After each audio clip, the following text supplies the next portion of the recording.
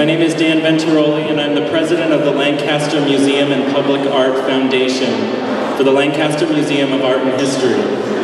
Welcome to the grand opening of MOA, to the brightest jewel in the crown of the city of Lancaster. This is not possible without the vision and mission and optimism of an incredible mayor and city council that believes that the transformation of a community starts with the arts.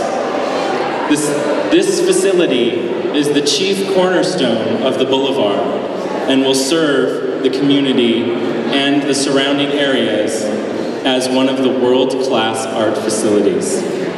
Would you please join me in raise your glasses and toast in the opening of this gorgeous facility?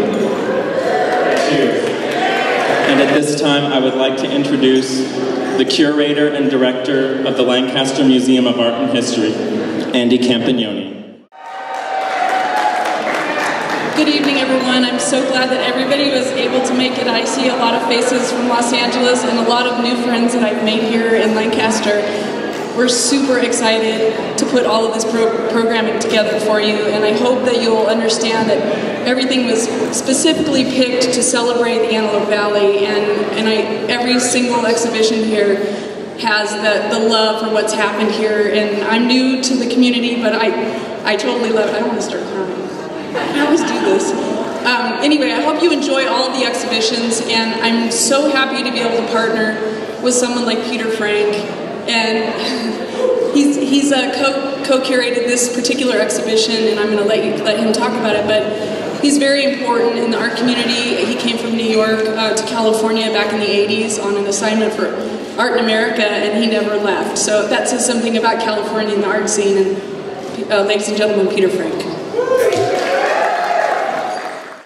Being here tonight, and thanks to the city, first of all, to the city of Lancaster for stepping up to the plate and hitting it out of the park.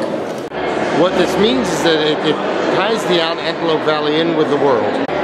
What inspires me most is the need for humans to make art. Anybody involved with art is involved with art in part to hold on to their childhood.